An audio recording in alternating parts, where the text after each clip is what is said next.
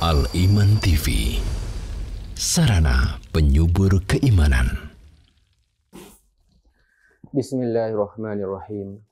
Assalamualaikum warahmatullahi wabarakatuh.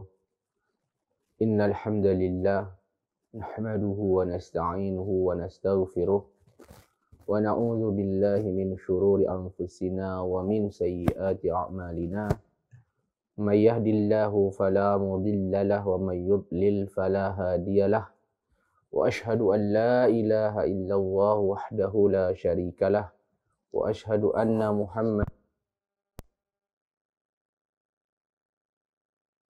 salli wa sallim wa barik wa an'im ala abdika wa rasulika Muhammadin wa ala alihi wa ashabihi ajma'in wa man ihtada bihadihi wa iktafa bi asarihi wa istanna bi sunnatihi ila yaumiddin. Wa ba'du, ikhwanil kiram, para pemirsa Al-Iman TV dan para pendengar radio suara Al-Iman Surabaya. Alhamdulillah, marilah kita senantiasa memuji dan bersyukur kepada Allah Subhanahu wa taala atas kenikmatan-kenikmatan yang ada pada diri kita. Sebab semua kenikmatan ini, kenikmatan yang kita dapati ini adalah kenikmatan dari Allah Subhanahu wa taala. Allah taala berfirman, "Wa ma bikum min ni'matin fa minallah." Semua nikmat yang ada pada kalian, apapun itu, adalah dari Allah Subhanahu wa taala. Dan Allah memerintahkan kita untuk mensyukurinya, bersyukur kepada Allah Subhanahu wa taala atas nikmat tersebut. Yaitu dengan lisan kita memperbanyak memuji Allah Subhanahu wa taala. Dengan hati kita harus mengakui nikmat-nikmat tersebut semata-mata karena Allah. Bukan karena usaha kita semata, bukan karena kecerdasan dan kepintaran kita, bukan pula karena pertolongan selain Allah Subhanahu wa taala, tapi kita harus imani, kita harus yakini, kita harus mantapkan di hati kita itu semuanya adalah karena Allah Subhanahu wa taala. Kemudian yang ketiga, di antara kewajiban syukur kepada Allah taala adalah dengan menjadikan nikmat-nikmat tadi sarana untuk kita bertakwa kepada Allah, untuk kita menjalankan kewajiban yang diperintahkan oleh Allah dan menjauhi segala bentuk kemaksiatan dan dosa. Dengan ini pasti Allah Ta'ala akan menjaga nikmat tersebut dan Allah akan menambahkannya untuk kita. Maka kita mohon kepada Allah agar senantiasa menambahkan nikmatnya dan menjadikan kita termasuk golongan hamba-hambanya yang pandai bersyukur atas nikmat. Baik, saudara seiman, rahimakumullah, kita akan melanjutkan kajian membahas syarah kitab Ad-Da'u wad-Dawa karya Al-Imam Ibnu Qayyim al-Jauziyah rahimahullahu ta'ala rahmatan wasi'ah. Pembahasan kita masih tentang akibat buruk atau pengaruh buruk perbuatan maksiat kepada Allah Subhanahu wa taala. Allah taala menciptakan kita, memberikan kepada kita dan mencukupkan untuk kita rezeki kita.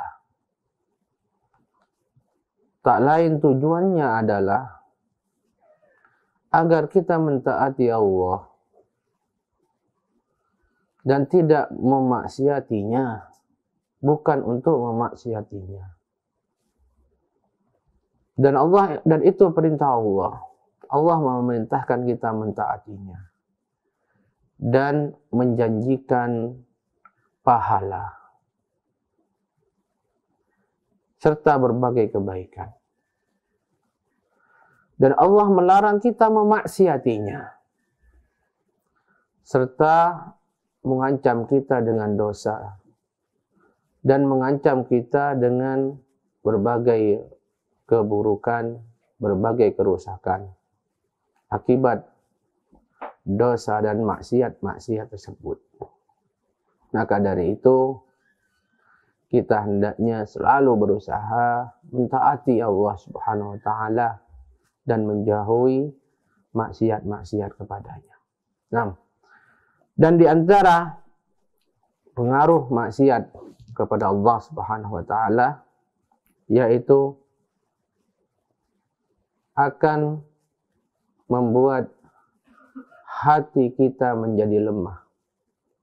Akan membuat hati menjadi lemah. Semakin kita berbuat dosa, maka semakin lemah hati kita. Semakin berkurang keinginannya untuk bertaubat dari dosa tersebut. Bahkan bisa hilang sama sekali keinginan tersebut. Dan di antara pengaruh dosa, bahwasanya dosa itu dapat membuat hati kita hilang rasa jijiknya terhadap dosa. Berkurang sedikit demi sedikit, dan apabila terus dosa itu dikerjakan akhirnya hilang. Bahkan bisa berubah menjadi kelezatan, kenikmatan. Wal-iyadu billah. Al-Imam Ibnu Qayyim mengatakan, wa minha wa huwa min akhwafiha wa huwa min akhwafiha 'ala al-'abdi annaha tud'iful qalba an iradatihi. Kata Al-Imam Ibnu Qayyim, di antara pengaruh buruk dosa, dan ini termasuk yang paling ditakuti, yaitu bahwa maksiat-maksiat itu akan membuat hati lemah, tidak dapat menunaikan keinginannya.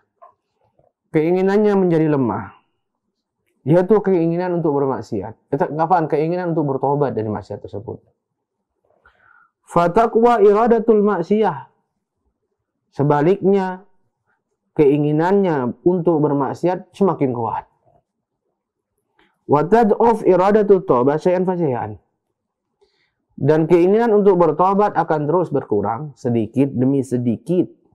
Ila antan salakha min qalbihi iradatu taubah bil kulliyah, hingga akhirnya hati tersebut akan kehilangan keinginan untuk bertobat secara keseluruhan.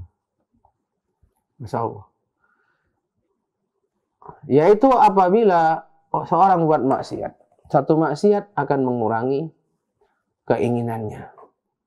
Menjadi lemah keinginan untuk bertobat. Semakin dia terus dengan dosanya dan dia menikmati dosanya, seperti itu pula terus berkurang keinginannya untuk bertobat. Bahkan akhirnya kalau dia teruskan bisa hilang sama sekali sehingga tidak ada keinginan untuk bertobat. Nah, ini jawaban bagi orang-orang yang mengatakan tobat nanti saja kalau sudah tua. Siapa yang menjamin dia bisa bertobat nanti di masa tua? Sementara dengan dia terus berdosa, berbuat dosa ini terus dilakukan, itu keinginan untuk bertobat itu hilang. Sekarang ketika dia masih menginginkan untuk bertobat, maka segera bertobat. Karena pada akhirnya keinginan untuk bertobat ini bisa hilang. Dia tidak bisa berpisah dengan dosanya. Walau mata nisfuhu lamma taba ila Allah. Orang yang seperti ini ketika sudah hilang keinginannya untuk bertobat, bahkan seandainya dia sudah mati setengah, maka dia tetap tidak mau untuk bertobat. Fayati minal istighfar wa taubatil kadzabina lil lisani bi syai'in katsir. Orang seperti ini, seandainya dia pun beristighfar, kata beliau, seandainya dia bertobat, istighfarnya, tobatnya adalah istighfar dan tobatnya orang-orang yang suka berbohong. Orang-orang yang suka berbohong. Hanya tobat di lisan saja. wa qalbuhu ma'qudun bil ma'siyah, sementara hatinya masih punya janji, masih ikatan janji dengan maksiat tersebut. Masih ada keinginan, kalau ada kemampuan, ada kesempatan akan melakukannya. Musyirrun 'alaiha, terus menginginkannya. Azimun 'ala muwaqa'atiha mata amkanahu, masih punya keinginan kuat untuk melakukannya kapan dia bisa. Waliyadu billah. Waliyadu billah. Begitu bahaya dosa. Ini menunjukkan saudara-saudaraku seiman agar kita tidak menggampangkan dosa. Agar kita tidak meremehkan suatu kemaksiatan apapun itu. Meskipun itu kecil. Jangan pernah terlintas di kepala kita dengan sengaja bermaksiat kepada Allah Subhanahu wa taala. Apakah itu untuk meninggalkan kewajiban, ataukah itu untuk menerjang yang haram, yang dilarang oleh Allah. Hanya dengan alasan, ini kan kecil, hanya dosa kecil, masih muda, masih panjang, masih banyak kesempatan untuk tobat. Mungkin umur panjang. Tapi keinginan untuk bertobat ini, siapa yang menjamin tetap ada besok? Tetap ada lusa. Siapa yang menjamin keinginan untuk bertobat ini masih ada bahkan ketika kita sudah sakaratul maut. Kematian sudah di hadapan kita. Maka jauhi maksiat. Maksiat itu maksiat kepada Allah Ta'ala, saudara-saudaraku. Yang kita maksiat itu Allah. Yang kita langgar, yang kita terjang, larangan-larangannya itu larangan Allah. Yang kita tinggalkan kewajiban-kewajibannya itu adalah kewajiban-kewajiban yang diwajibkan oleh Allah Subhanahu wa Ta'ala. Maka tidak ada perbuatan yang paling buruk, tidak ada musibah yang paling besar kecuali seorang yang memaksiati Rabb-nya, memaksiati zat yang telah memberinya kehidupan, mencukupi rezekinya, memberikan dia kehidupan, menjanjikan untuk dia surga-surga yang mengalir di bawahnya air sungai-sungai. Maka seburuk-buruk orang, sehina-hina orang adalah orang yang bermaksiat kepada Allah dan tidak bertobat. Baik. Lalu beliau berkata, wa hadza min a'zamil amradi wa aqrabiha ilal halak. Dan ini merupakan penyakit yang paling berbahaya dan yang paling dekat kepada kematian. Subhanallah. Ini akibat terus dengan dosa sehingga hilang rasa dan keinginannya untuk bertobat. Maka ini sebenarnya merupakan bahaya yang paling bahaya yang dapat membinasakan hamba. Kemudian disebutkan wa minha annahu yansalikhu minal qalbi istiqbauha. Dan di antara dampak buruk kemaksiatan adalah akan menghilangkan dari hati kita rasa jijik terhadap maksiat. Rasa jijik terhadap kotoran, noda, kemaksiatan. Fatashiru lahu adatan. Di mana dosa atau maksiat bila terus dilakukan, akhirnya menjadi kebiasaan. Akhirnya menjadi kebiasaan. Yang awalnya sesuatu yang menjijikkan, karena terus dilakukan, akhirnya terbiasa dan menjadi kebiasaan. Fala yastaqbihu min nafsihi ru'yatan nasi lahu kulluhum wa kalamahum fihi. Di mana akhirnya dia sudah tidak merasa jijik lagi, dia tidak merasa itu buruk lagi. Meskipun dilihat semua manusia, meskipun manusia membicarakan keburukan dan kemaksiatannya. Na'udzubillah. Na'udzubillah. Ini di antara dampak buruk yang sangat berbahaya sekali. Di mana orang sampai akhirnya lupa diri. Yang awalnya Masya Allah, dosa ini ada suatu maksiat, dia merasa jijik sekali dengannya. Karena kemaksiatan tersebut. Dia mencoba melakukannya, menerjangnya. Ya, menerjangnya. Awalnya dia masih ada rasa jijik. Tapi bila itu terus dia lakukan, nggak berhenti, nggak bertobat, pada akhirnya akan menjadi kebiasaan. Menjadi kebiasaan, sudah tidak jijik lagi. Yang apabila terus ini dilanjut, akhirnya dia sudah terbiasa dengan yang kotor ini. Sudah biasa dia kotor ini. Bahkan akhirnya dia buka-bukaan. Dia sudah tidak peduli dengan orang yang melihatnya. Meskipun semua orang melihatnya melakukannya. Meskipun semua orang membicarakan perbuatan dosanya, sudah terbiasa. Perbuatan zina itu kotor. Perbuatan zina itu kotor. Dan tetapi tidak bagi orang yang terbiasa dengan zina. Sudah terbiasa dengan zina itu sudah biasa. Karena sudah terbiasa. Sudah terbiasa melakukannya. Yang kalau dia teruskan tidak berhenti dan tidak bertobat, bahkan seandainya dia melakukannya, dia sudah tidak sungkan lagi melakukannya di hadapan orang. Nah, dia sudah terbiasa. Sudah tidak merasa jijik lagi, tidak merasa kotor lagi, tidak merasa meresih lagi, bahkan seandainya orang melihatnya. Dan orang-orang membicarakannya, sudah terbiasa. Nah, ini sebenarnya hakikatnya dosa. Yang tadinya berat dilakukan, akhirnya jadi terbiasa, bahkan jadi kecanduan. Maka jangan menggampangkan dosa. Nah, manusia memang pasti jatuh dalam dosa. Manusia memang pasti jatuh di dalam kemaksiatan. Tetapi yang berbahaya apabila dia tahu, sadar, jatuh dalam perbuatan dosa, namun dia tidak bangkit. Dia tidak bertobat.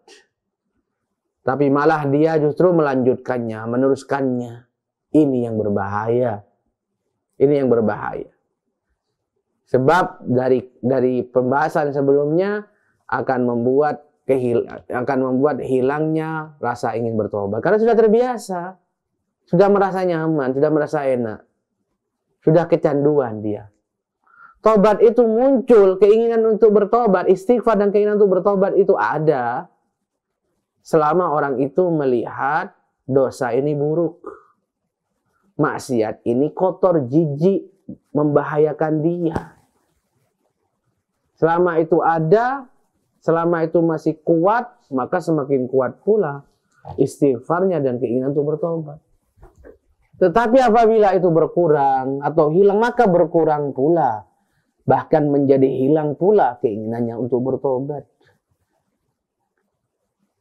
Ya, akan hilang pula rasa jijiknya, rasa risihnya ketika melakukannya. Bahkan di hadapan manusia pun, di hadapan orang lain membicarakan pun, dia sudah terbiasa dengannya, tidak ada kerisihan.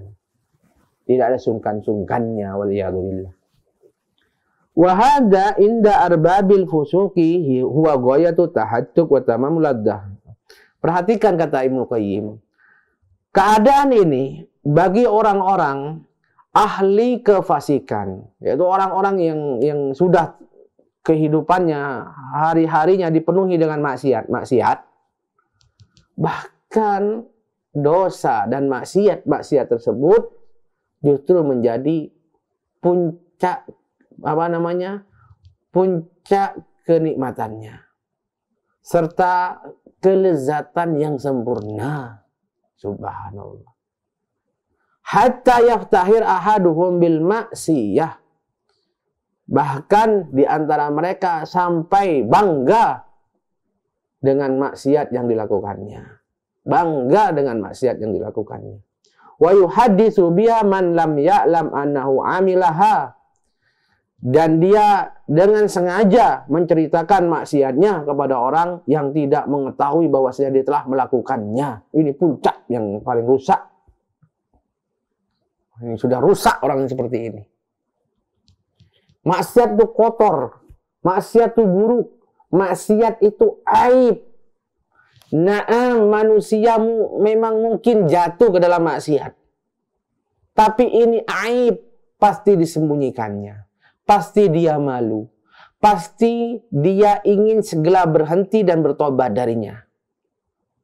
Tapi tidak dengan orang yang memperturutkan hawa nafsunya. Sehingga dalam puncak dia itu senang dengan maksiat yang dikerjakan. Ya, merasakan kelezatan, puncak kelezatan ketika bermaksiat. Bahkan dia akan merasakan sensasi yang luar biasa ketika maksiat itu dikerjakan di hadapan orang banyak. Bahkan dia menceritakan kepada orang yang tidak melihat, tidak mengetahui bahwasanya dia melakukannya. Bangga dengan maksiat yang dikerjakan. Ini sudah rusak. Ini sudah puncak mendekati kebinasaan. Puncak mendekati kehancuran.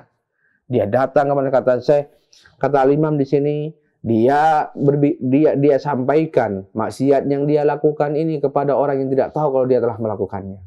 Fa yaqulu ya fulan amiltu kadza wa kadza. Dia bilang, "Hai fulan, aku telah melakukan dosa ini." Dengan bangganya dia menceritakannya. Apa kata beliau? Lihat. Orang-orang yang seperti ini, beliau katakan, "Wa hadzal darbu minan nas la yu'afuna." Ingat bahwasanya jenis orang yang seperti ini tidak akan dimaafkan. Orang jenis yang seperti ini tidak akan dimaafkan. Bagaimana Allah tidak maafkannya? Yusaddu alaihim tariqut taubati. Akan ditutup untuknya jalan taubat. Akan ditutup darinya jalan taubat. Sulit sekali orang yang seperti ini untuk bertobat. Sulit sekali orang yang seperti ini untuk bertobat. Wa tughlaqu alaihim abwabuha fil ghalib. Umumnya orang-orang yang seperti ini telah ditutup pintu-pintu taubat secara umum. Orang-orang yang seperti ini umumnya sulit untuk bertobat. Kenapa teman-teman? Karena dia bangga dengan dosanya. Karena orang yang bertobat itu berangkat dari penyesalan. Karena dosanya. Karena penyesalan. Dan tobat itu sendiri adalah penyesalan atas dosa tersebut. Sedangkan orang ini sebaliknya. Justru bangga. Justru bangga seolah-olah dia telah mendapatkan prestasi karena dosanya lakukan. Bagaimana mungkin orang ini berhenti dari sesuatu sementara dia menganggap perbuatannya tersebut sebuah prestasi yang membanggakan. Waliyadzubillah. Waliyadzubillah. Dan ini bisa sampai kepadanya siapa saja. Siapa saja yang memaksiati Allah dengan suatu kemaksiatan dan dia tidak segera berhenti. Dan dia tidak segera bertobat. Justru dia terus melanjutkan dosanya, tidak berhenti darinya. Terus dengan sengaja memaksiati Allah dan memaksiati terus. Tidak ada penyesalan. Tidak ada rasa takut. Tidak ada keinginan untuk bertobat. Ya, akhirnya dia akan bangga dengan dosa-dosanya. Waliyadzubillah. Waliyadzubillah. Kama qala Nabi sallallahu alaihi wasallam, mereka tidak akan diampuni oleh Allah, akan tertutup dari mereka pintu taubat secara umum. Ini sebagaimana Nabi sallallahu alaihi wasallam bersabda, "Kullu ummati mu'afan illa al-mujahirin." Setiap umatku itu akan dimaafkan kecuali orang-orang yang terang-terangan dengan dosanya. Fa inna minal ijhari, dan sesungguhnya di antara perbuatan terang-terangan dengan dosa, an yasturallahu 'alal 'abdi, Allah Ta'ala menutup dosa hamba, Allah Ta'ala menutup maksiat hamba. Dia berbuat maksiat tapi tidak ada yang tahu, hanya Allah. Tsumma yusbihu yafdahu nafsahu, kemudian ketika datang pagi lalu dia menceritakannya. Dia bilang, "Ya fulanu amiltu yauma kadza wa kadza kadza wa kadza." Wahai fulan, Aku pernah melakukan dosa dan maksiat ini dan itu pada hari ini dan pada hari itu. Fayahtiku nafsahu, dia membanggakan dirinya. Wa qad bata yasturuhu rabbuhu, padahal semalam Allah Subhanahu wa taala Tuhannya telah menutupi dosanya. Subhanallah. Jadi hati-hati dengan menyebarkan maksiat. Ingat teman-teman, ingat ikhwanil kiram rahimani rahimakumullah, dosa kita kepada Allah, perbuatan maksiat kita kepada Allah itu aib. Aib. Aib di atas aib. Kalau kita bersalah, berbuat kesalahan kepada sama orang, terutama orang yang kita hormati, itu kita malu menampakkannya. Bahkan kita kadang-kadang sampai berbohong untuk menutupinya. Karena kita tahu yang kita lakukan itu aib, keburukan. Maka maksiat itu adalah pelanggaran yang kita lakukan kepada Allah Subhanahu wa taala. Dan Allah mengetahui, Allah melihatnya. Tapi terkadang Allah menutup aib tersebut dari manusia. Dan Allah mengetahui, tidak ada yang sembunyi bagi Allah. Tapi dengan rahmanya Allah menutupnya dari manusia. Menutupnya Allah dari dosa dan maksiat yang kita kerjakan itu bukan berarti Allah mengampuninya. Tapi Allah Ta'ala tapi memang itu hanya tanda. Allah Subhanahu wa taala menginginkan dari kita, dari jeda waktu tersebut, agar bertobat kepada Allah, menyesalinya. Bukan justru kita menceritakannya. Kita menceritakan dosa kita telah menceritakan aib kita sendiri. Kapan kita menceritakan maksiat kita kepada Allah Subhanahu wa taala dan kita sebarkan kepada manusia, maka pada hakikatnya kita telah menjelekkan, menghinakan diri kita sendiri di hadapan manusia, terutama di hadapan Allah Subhanahu wa taala. Ketika Allah menutupi aib tersebut, Allah menginginkan dari kita bertobat. Allah menginginkan kita bertobat kepada Allah Ta'ala. Bukan kita malah menceritakannya dan menghinakan diri kita sendiri. Nah, kemudian berikutnya, di antara pengaruh maksiat yang tidak kalah berbahayanya, bahwasanya maksiat akan membuat seorang hamba hina di hadapan Allah. Allah akan menghinakan hamba ini. Dan bahwasanya kemaksiatan bila terus-menerus dilakukan akan terasa ringan. Sehingga semakin orang ini bermudah-mudahan dengan dosa, maka dia akan semakin mudah dengan dosa tersebut. Karena dosa tersebut akan terasa ringan, sudah tidak berat lagi. Luar biasa. Ini sekali lagi dorongan bagi kita apabila untuk mengamalkan sabda Nabi SAW. Kullu bani Adam khata' wa khairul khata'ina tawwabun. Semua anak Adam itu banyak melakukan kesalahan, maksiat, dosa. Tapi sebaik-baik mereka adalah yang bertaubat.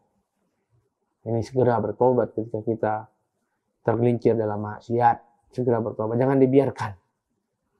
Mumpung kita masih berat karena dosa tersebut. Mumpung kita masih merasa jijik dengan dosa tersebut. Mumpung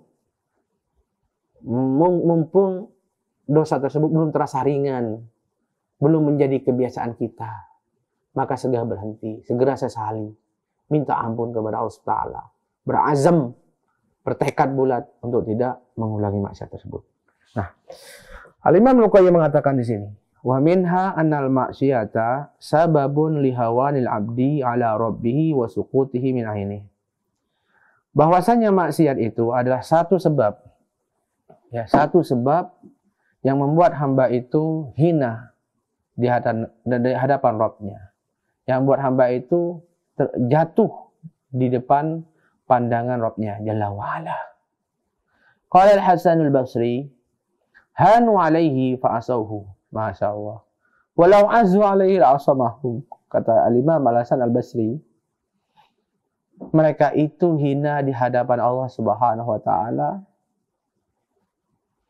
Oleh karena itu mereka memaksiati Allah. Sekiranya mereka itu mulia di hadapan Allah, pasti Allah akan menjaga mereka. Kata Imam Hasan al-Basri, mereka itu hina di hadapan Allah, maka mereka memaksiati Allah. Karena sekiranya mereka itu mulia di hadapan Allah Subhanahu wa taala, Allah pasti menjaga mereka dari maksiat. Saudaraku, nasihat ini sangat berharga sekali. Kita bisa mengukur diri kita apakah hina dan mulia di hadapan Allah adalah dengan keadaan kita, dengan kualitas ketaatan kita kepada Allah. Kapan diri ini mudah bermaksiat, menunjukkan kita itu hina di hadapan Allah. Bahwasanya mulianya hamba itu di hadapan Allah bukan dengan harta kita, bukan dengan fisik kita, bukan dengan jabatan yang kita raih, bukan, sama sekali bukan. Bukan itu ukurannya. Bisa jadi kita itu diberikan harta yang banyak. Bisa jadi kita itu diberikan hafalan terhadap Al-Quran, terhadap banyak hadis. Tapi itu bukan berarti kita sudah mulia di hadapan Allah. Bukan itu. Itu semua sarana. Semua sarana. Itu semua ujian. Tetapi kita bisa melihat itu dari keadaan kita terhadap Allah. Dari apakah kita suka dengan kemaksiatan, ataukah kita lebih kuat ketaatannya kepada Allah. Ini ukurannya. Percuma kita itu banyak ilmu, banyak wawasan. Percuma kita itu fisik kita bagus, harta kita banyak.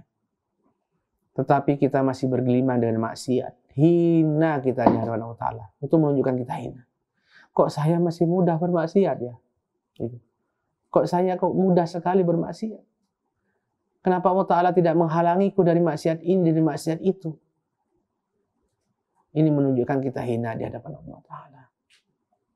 Kapan Allah Ta'ala memuliakan kita, Allah akan melindungi kita dari maksiat. Allah Ta'ala akan menjaga kita dari maksiat. Memudahkan kita kepada ketaatan. Kepada ketaatan. Maka sibukkanlah diri kita, melihat diri kita. Melihat aib kita. Melihat kekurangan kita. Sibukkanlah diri kita dengan memperbaiki diri kita. Terus dengan itu. Jangan tertipu dengan dohir kita. Ya, jangan pernah kita tertipu dengan titel yang kita dapatkan. Jangan pernah tertipu dengan amal yang sudah kita kerjakan. Jangan. Amal yang telah kita kerjakan, kita berharap kepada Allah mengabulkannya. Ya, dengan kita terus melihat diri kita sekarang. Dan apa yang akan kita lakukan besok hari. Agar kita menjadi lebih baik. Ya, menjadi lebih baik. Jadi, mulia dan hina seorang itu adalah pada apakah dia adalah orang yang taat kepada Allah ataukah dia orang yang suka maksiat. Orang itu, mereka itu hina di hadapan Allah, maka mereka bermaksiat kepada Allah. Lihat ucapannya teman-teman.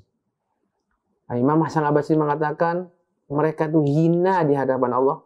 Oleh karenanya mereka terus bermaksiat kepada Allah. Hinanya seseorang ini membuat mereka maksiat. Artinya kapan dia suka bermaksiat, berarti itu hina di hadapan Allah. Karena Allah Ta'ala apabila memuliakan seorang, Allah akan menjaganya dari bermaksiat. Seandainya dia itu maksiat, dia akan segera bertobat. Kata Imam Al-Qayyim, wa idahanal abdu ala Allah lam yukrimhu ahadun. Kemudian apabila hamba itu hina di hadapan Allah, maka tidak akan ada orang yang memuliakannya. Wa kama qala Allah Ta'ala wa man yuhinillah fama lahu min mukrim. Barang siapa yang dihinakan oleh Allah, maka tidak akan ada seorang pun yang memuliakannya. Wa in addamahun nas fid dhahir li hajati ilaihim. So lihat ini teman-teman. Seandainya orang-orang mengagungkan dia secara zahir, ketahuilah itu karena mereka butuh kepadanya. Perhatikan. Maka jangan tertipu dengan banyaknya pengikut kita, banyaknya jamaah kita sebagai ustadz, sebagai tokoh yang berpengaruh. Jangan tertipu dengan banyaknya pengikut kita. Jangan tertipu dengan itu. Karena itu bukan ukuran. Karena itu bukan ukuran. Tapi koreksi sendiri keadaan kita. Koreksi sendiri ketaatan kita kepada Allah Subhanahu wa taala. Jangan tertipu dengan banyaknya pengikut. Banyak orang yang seolah-olah memuji kita, memuliakan kita. Karena kalau seandainya kita hina di hadapan Allah dengan banyaknya maksiat, dengan kita terus dengan maksiat-maksiat yang kita kerjakan, sesungguhnya kita hina di hadapan mereka. Kalau mereka memuji kita itu hanya zahir karena mereka butuh kepada kita. Makanya katanya Ibnu Qayyim, apabila manusia menyanjungnya, memuji dia ya secara zahir, itu tak lain adalah karena hajatnya kepada mereka dan karena rasa takutnya, karena takut kepada keburukannya. Fahum fi qulubihim ahqaru syai'in wa ahwanuhu. Karena sebenarnya di hati mereka, dia ini adalah orang yang paling hina, orang yang paling tidak ada nilainya. Subhanallah. Kemudian di antara pengaruh dosa juga, bahwasanya dosa ini jika terus dilakukan oleh seorang hamba, maka akan terasa ringan. Ya, terasa ringan, terasa kecil, sudah tidak besar lagi meskipun dia dosa yang sangat besar. Kata Ibnu Qayyim, "Annal 'abda la yazalu yartakibu dzamba hatta yahuna 'alaihi wa yasghar fi qalbihi." Seorang hamba yang terus-menerus dan senantiasa melakukan suatu dosa, maka dosa ini akan menjadi remeh di hadapannya dan akan terasa kecil di dalam hatinya. Dan apabila sudah ini keadaannya, wadzalika alamatul halak. Dan itu merupakan tanda kebinasaan. Fa inna dzamba kullama saghura fi 'abdi 'azuma 'inda Allah, ya Allah. Sesungguhnya dosa itu semakin terasa kecil bagi seorang hamba, itu besar, semakin besar di hadapan Allah Subhanahu wa taala. Dosa itu semakin kita meremehkannya, maka semakin besar dosanya di hadapan Allah SWT. Ya, sebab yang kita maksiat itu Allah. Ya, Tuhan yang maha besar, Tuhan yang maha agung. Tuhan yang maha agung, dia yang kita maksiati. Dia yang kita terjang larangannya. Dia yang kita tinggalkan kewajiban-kewajibannya. Dan Allah Ta'ala mengetahui hati kita. Jadi melanggar pelanggaran Allah tidak seperti melanggar pelanggaran manusia. Adapun pelanggaran manusia dilihat zahirnya saja. Kamu begini hukumannya begini, kamu begini hukumnya begini, tapi tidak pelanggaran terhadap rambu-rambu dan aturan-aturan Allah SWT. Rambu-rambu dan aturan Allah SWT, zahir dan batin yang dilihat. Oleh karena itu Allah Subhanahu wa taala memaafkan orang yang melanggar aturannya yang karena tidak tahu, karena dipaksa. Karena yang dilihat bukan zahirnya saja, tapi lebih kepada batinnya. Karena pada hakikatnya orang ini tidak mau melakukannya. Tapi karena tidak berilmu atau dipaksa, dia melakukannya, maka Allah Ta'ala mengampuninya. Jadi yang urusan hati lebih besar. Oleh karena itu Allah Subhanahu wa taala mengkafirkan orang-orang yang menghalalkan apa yang jelas wajib meskipun dia melakukannya. Para ulama sepakat. Contoh, seandainya ada orang, para ulama sepakat bagi seorang yang mengingkari wajibnya sholat 5 waktu meskipun dia mengerjakannya. Sebagaimana mereka sepakat, kufurnya orang yang mengingkari wajibnya puasa Ramadan meskipun mereka ikut puasa. Meskipun zahirnya mereka berpuasa, tapi karena hatinya mengingkarinya, hatinya mengkufurinya, maka itu adalah suatu dosa yang besar. Nah, begitu juga ketika seorang berbuat maksiat. Berbuat maksiat yang kita maksiat Allah, yang menilai Allah, yang mengetahui zahir dan batin. Oleh karena itu, bisa jadi dua orang melakukan dosa yang sama, bersamaan di waktu yang sama, bersama-sama. Tapi nilai dosanya, besar dosanya bisa jadi berbeda. disebabkan bagaimana dia hatinya melihat dosa tersebut. Semakin dosa itu terasa kecil, dia menganggapnya kecil, dia meremehkannya, maka itu semakin besar dosanya di hadapan Allah Subhanahu wa taala. Wa qad dzakara al-Bukhari fi sahihi an Ibnu Mas'ud, sebagaimana yang terdapat dalam hadis sahih dari sahabat Abdullah bin Mas'ud mengatakan, innal mu'mina yara dhunubahu ka'annahu fi asli jabalin yakhafu an yaqa alaihi. Sesungguhnya orang yang beriman itu memandang dosa-dosa itu seolah-olah dia berada di bawah sebuah gunung, dia takut gunung itu menimpa dia. Dia lihat besar dosa itu, sangat besar sekali, ya, karena dia bukan melihat dosanya, tapi dia melihat siapa yang dia dosa, siapa yang dia akan maksiati, besar sekali. Beliau mengatakan, wa innal fajira yara dhunubahu kadzubaban wa qala anfi faqala biha kada fatura. Dan sesungguhnya orang-orang fajir, orang-orang yang suka membuat dosa, yang sudah terbiasa dengan dosanya, terbiasa dengan dosa dan maksiat, dia melihat dosa-dosanya tersebut hanya seperti lalat yang singgah yang singgah pada hidungnya. Dia hanya melakukan begini, maka dia akan pergi. Dia hanya akan melakukan begini, maka lalat itu akan pergi, remeh sekali di hadapannya. Oleh karena itu, seorang mukmin hendaknya jangan sampai menggampangkan dosa. Apabila jatuh pada dosa, maka hendaknya ketika dia menyesalinya, mumpung masih dosanya dilihat besar, mumpung dosanya masih